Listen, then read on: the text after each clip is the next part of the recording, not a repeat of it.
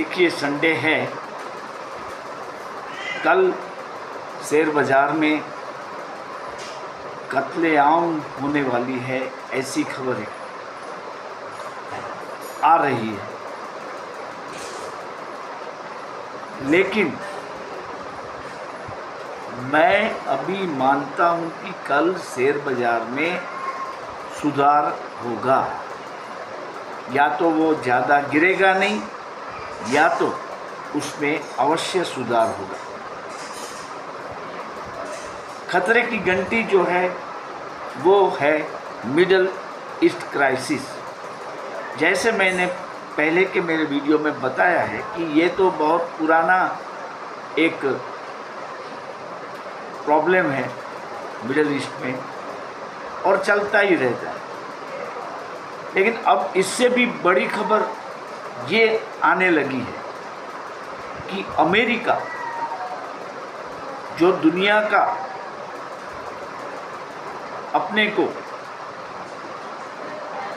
बादशाह समझता है, वो अमेरिका खुद मंदी की गर्ता में जा रहा है। रिसेशन आ सकता है यूएस में। ये बड़ी खबर है, ये बड़ी चीज़ है। एक तरफ इलेक्शन है, प्रेसिडेंशियल इलेक्शन यूएस में नवंबर में, और दूसरी तरफ ये खबर आई है कि यूएस रिसेशन की ओर जा रहा है। तो ये खबर के बीच मिडल ईस्ट तनाव में यूएसए कैसे कूद सकता है, क्योंकि ईरान के जो राष्ट्रपति जी है, उन्होंने ऐसा कहा है कि हम इजराइल से बदला लेंगे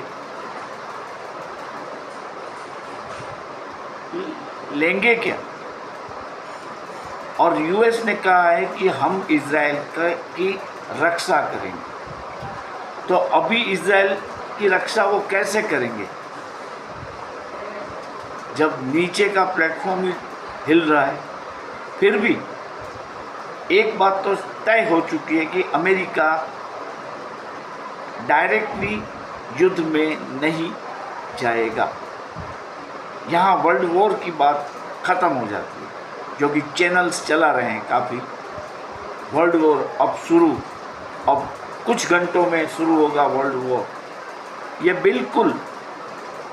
बिल्कुल वाहियात बातें हैं। ऐसे सीरियस न्यूज़ के पीछे भी वो म्यूज़िक बजाते हैं। इस पर से आप समझ सकते हैं कि इसमें सीरियसनेस क्या है। न्यूज़ चैनल जो चला रहे हैं उससे आप पैनिक स्टिकन मत हो जाना। अमेरिका ने क्या कहा है और अब तक क्या किया है वो मैं आपको बता दूँ। अमेरिका ने इतना कहा है कि हम इजराइल का रक्षण करेंगे। ठीक है, वो दोनों के बीच अच्छे रिश्ते हैं।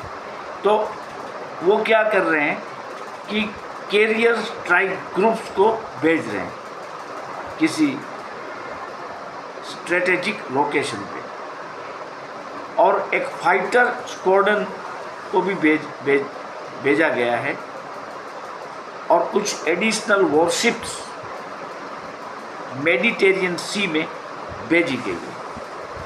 उसमें एक शिप ऐसी है कि जो लेबनान में बसे यूएस नागरिकों को सुरक्षित लेबनान से निकाल के यूएस वापस लाने के काम के लिए स्टैंड बाय रखी गई है। इसको युद्ध के साथ कोई संबंध नहीं है। दूसरी बात, यूएस का जो पेंटागन है उसने कहा है कि हम स्थिति पर नज़र रखे हुए हैं। वो तो हम भी कहते हैं कि हम स्थिति पे नज़र रखे हुए हैं। पूरी दुनिया नज़र रखी हुई है। इसमें कोई इतना शॉकिंग कोई न्यूज़ नहीं है कि ये हम नज़र रख रहे हैं।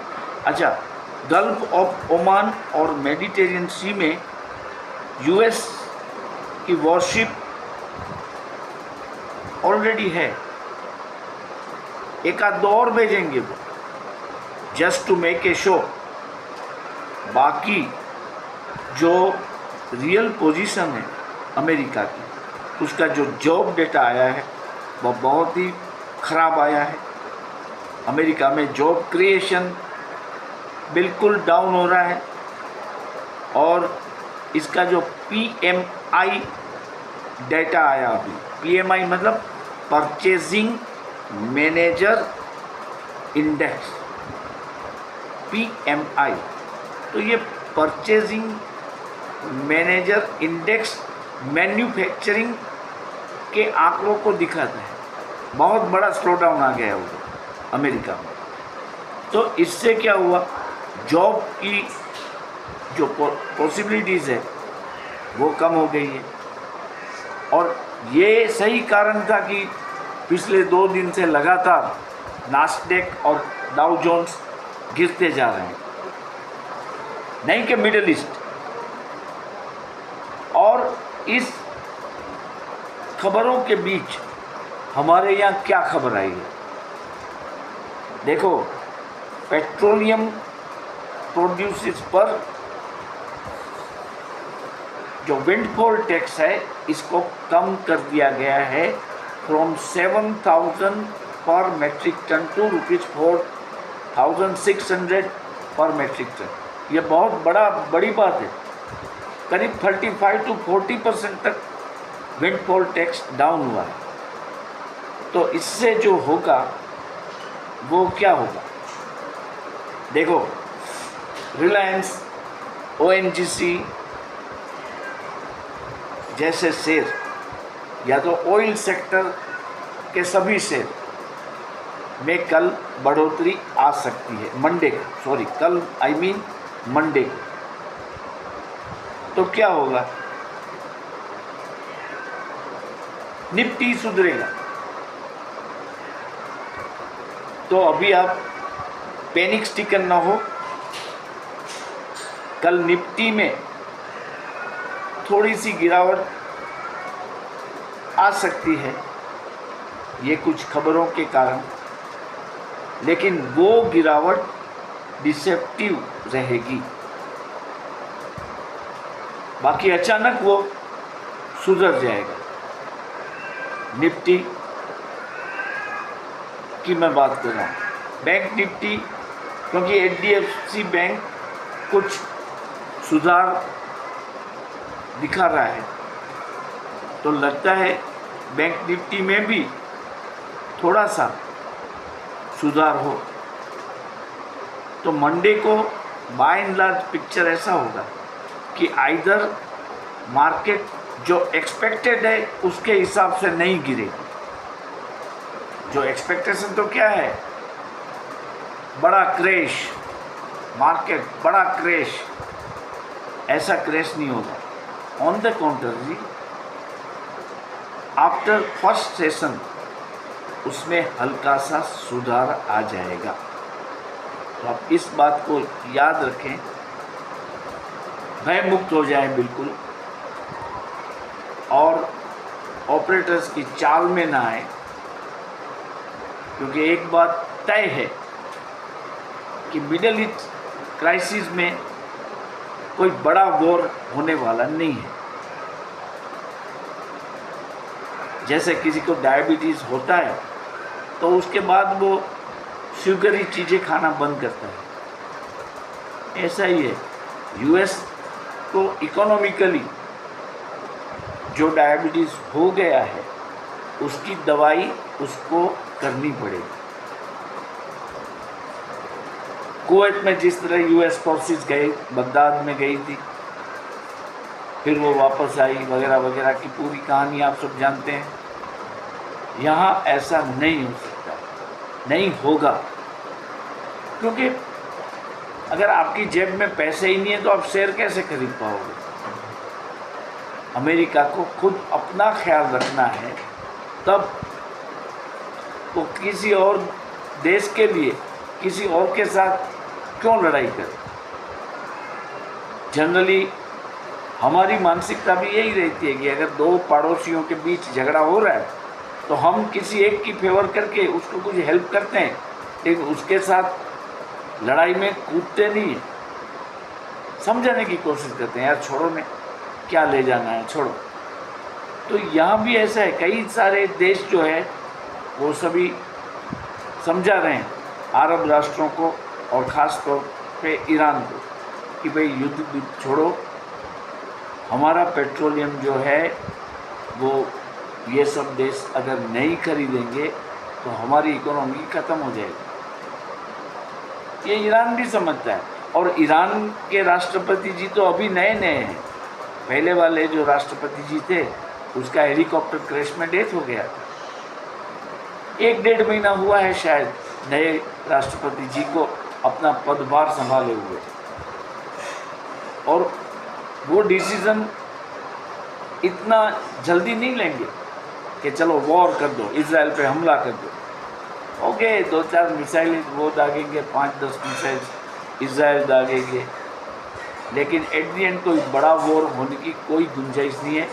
हमारी बाज़ार तो अच्छी चलने वाली है, अमेरिका की इकोनॉमी क्रैश हो रही है, अमेरिका रिसेशन की ओर जा रहा है, ऐसी बातें आने लगी है, तो हमें तो फ़ायदा है।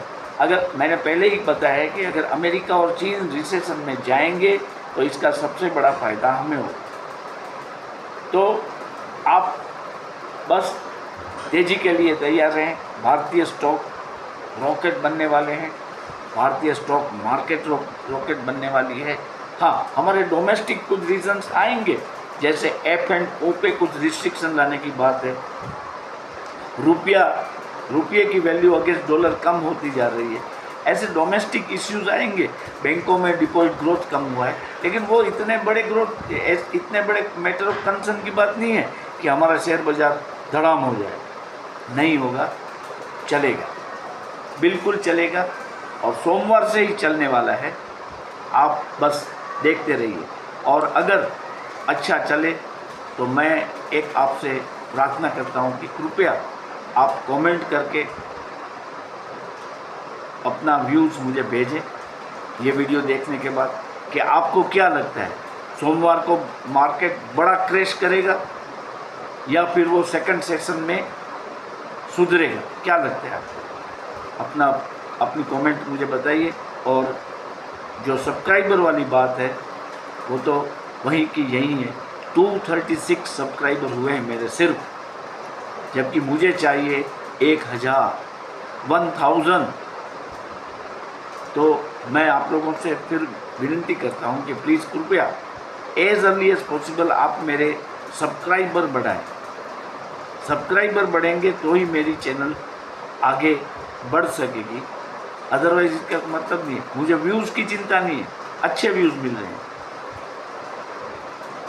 वॉच टाइम की भी चिंता नहीं है, अच्छा वॉच टाइम मिल रहा है। लेकिन ये जो लास्ट वीक में जो बूम आया था सब्सक्राइबर्स का जो फिगर था, वो like a petrol pump figure बदल रहे थे, लेकिन अब वो वहीं का वहीं रुका है। कल रात के बाद सिर्फ 2 सब्सक्राइबर हुए हैं। मैंने रात को 12 बजे वीडियो डाला था, अभी मैं डाल रहा हूँ, और एक आध वीडियो शायद मैं देर रात तक और मंडे को अर्ली मॉर्निंग में मैं अपलोड करूँगा। आप काइंडली मुझे सब्सक्राइबर बनाने की जो बात है उसमें हेल्प करें, क्योंकि मेरा टारगेट तो मैंने आपको एक से ज़्यादा बार बता दिया है, 1000 मिनिमम। कब तक? तो मेरे परम पूज्य पिताश्री का निधन श्रावणी अमास के दिन हुआ, उनकी पुण्यतिथि है श्रावणी अमास को। तो उससे पहले मैं चाहता हूं कि मेरे 1000 सब्सक्राइबर हो जाए, और इस मेरी भावना में आप मुझे अवश्य कोऑपरेशन देंगे, इसका मुझे विश्वास है।